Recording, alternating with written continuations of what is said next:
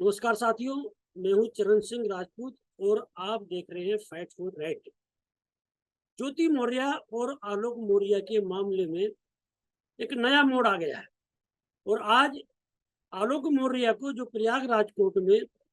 भ्रष्टाचार के मामले में सबूत सौंपने थे, तो आलोक मौर्य ने भ्रष्टाचार का जो केस है वो वापस ले लिया है। ऐसे में बहुत बड़ा प्रश्न ये उठ रहा है कि आखिरकार जो आलोक मौर्य ज्योति मौर्य पर रिश्वतखोरी का आरोप लगा रहा था, भ्रष्टाचार का आरोप लगाया और डायरी सौंपी शासन को, उस आलोक मौर्य ने आखिर ऐन वक्त पर केस क्यों वापस ले लिया? एक बड़ा प्रश्न इस समय ये उठ रहा है और कुछ चैनलों ने ये चलाना शुरू कर दिया है कि ज्योति मौर्य ने उसकी शर्त मान ली है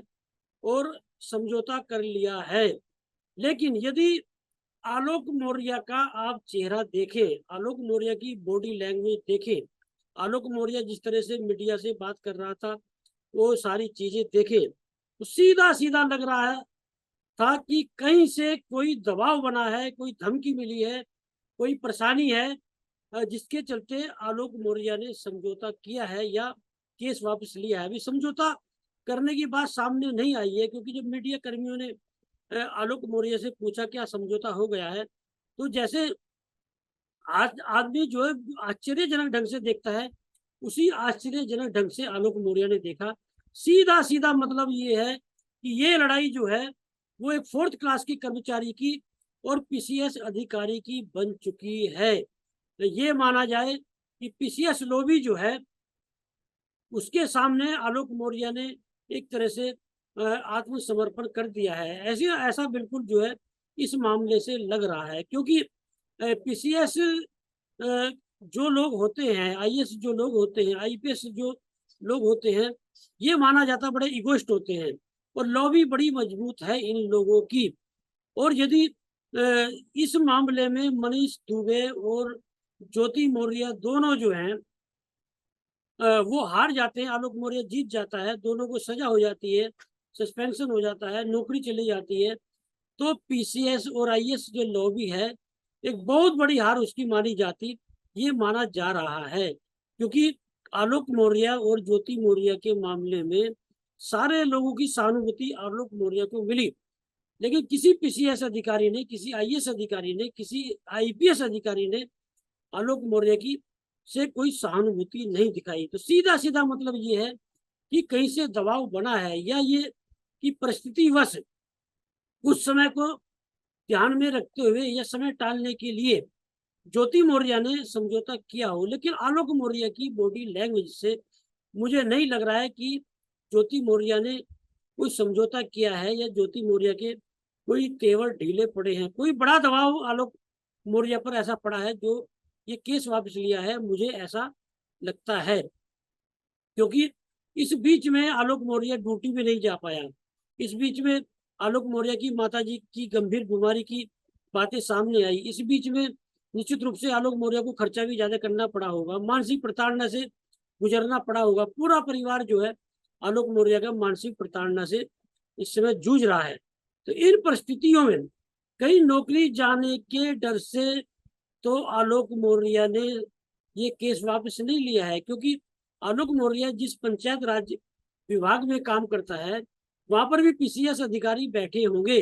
और पीसीएस लॉबी यदि एक है तो निश्चित रूप से आलोक मौर्य पर वहां से भी दबाव बन रहा होगा, या वहां भी उसका उत्पीड़न होना शुरू हो चुका होगा। तो ये माना जाए कि आलोक मौर्य ने ये जो केस वापस लिया है ये किसी दबाव में लिया है।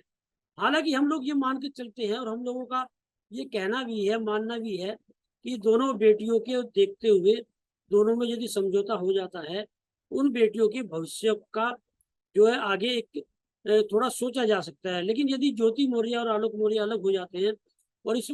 अवैध संबंधों के साथ में यदि ज्योति मौर्य अलग हो जाती है, तो निश्चित रूप से इन दोनों बेटियों के भविष्य पर एक जो है बड़ा असर पड़ेगा और आने वाले समय में इन दोनों बेटियों को एक बड़ी जलालत समाज में झेलनी पड़ेगी। तो ये जो मामला है आलोक मौर्य का वापस लेने का, अब देखना ये है कि एके सिंह ने जो बात मीडिया से करते हुए कहा था कि भाई उसे धमकी मिल रही है और वो तो बेचारा खुद ही मर चुका है, वो क्या किसी को मारेगा। और जिस आदमी को ये पता चल चुका हो कि उसकी पत्नी जो है किसी अपने तथाकथित प्रेमी के साथ मिलकर उसकी हत्या का षड्यंत्र रच रही हो, वो तो वहीं तभी मर चुका था आलोक मौर्य, ये AK सिंह ने कहा था। तो ये जो केस वापिस हुआ भ्रष्टाचार का, इसमें ये भी हो सकता है कि यदि आलोक मौर्य ने भ्रष्टाचार का केस किया था तो प्रशासन ये भी पूछ सकता है कि बिना सबूत के कैसे भ्रष्टाचार का आरोप एक PCS अधिकारी पर आपने लगा दिया। उल्टा भी पड़ सकता है आलोक मौर्य को ये। हालांकि अभी ऐसी कोई बातें सामने नहीं आई है। आप PCS अधिकारी या शासन प्रशासन के दबाव में ये केस वापस लिया गया होगा, तो अभी आलोक मौर्य के लिए कोई दिक्कत नहीं होगी। ऐसे में बड़ा प्रश्न ये भी है कि योगी आदित्यनाथ जो उत्तर प्रदेश के मुख्यमंत्री हैं, वो ये दावा करते हैं कि साहब हम कमजोर के साथ खड़े होते हैं, हमारे कमजोर के प्रति सहानुभूति है। इस मामले में आलोक मौर्य कमजोर पड़ रहा था और हत्या के षड्यंत्र का आरोप लगा ज्योति मौर्य पर, मनोज दुबे पर। एक बड़ा आरोप जो है, भ्रष्टाचार से भी बड़ा आरोप हत्या के षड्यंत्र का है। तो इस मामले को लेकर गंभीरता क्यों नहीं बरती गई, या यदि हत्या के षड्यंत्र का मामला होता है तत्काल रूप से गिरफ्तारी होती है। तो कुल मिलाकर ये है। और केशव मौर्य पर भी आरोप लगा है, गुलाबी गैंग की जो सरगना है संपत पाल, उन्होंने आरोप लगाया कि केशव मौर्य जो है ज्योति मौर्य को बचा रहा है, जो डिप्टी CM है उत्तर प्रदेश की, उन पर आरोप लगा है। तो ये मामला जो है सीधा सीधा जो है, अब मुझे लगता है कि चतुर्थ क्लास के एक कर्मचारी का और एक PCS अधिकारी का जो है उसकी लड़ाई का बन चुका है। अब ये पति पत्नी की लड़ाई नहीं रही है, क्योंकि ज्योति मौर्य ने जो है जब भी कोई बात हुई है स्पष्ट रूप से बोल दिया है कि मेरे सार्वजनिक रूप से जो है इस तरह की बातें करके अब आलोक जी बोलती है कि ऐसा कुछ मैं अब कोई ऐसे समझौता करने नहीं जा रही हूँ। अब देखना ये होगा कि आलोक मौर्य के इस केस वापस लेने के पीछे क्या कारण है, जल्दी निकल कर सामने आ जाएंगे।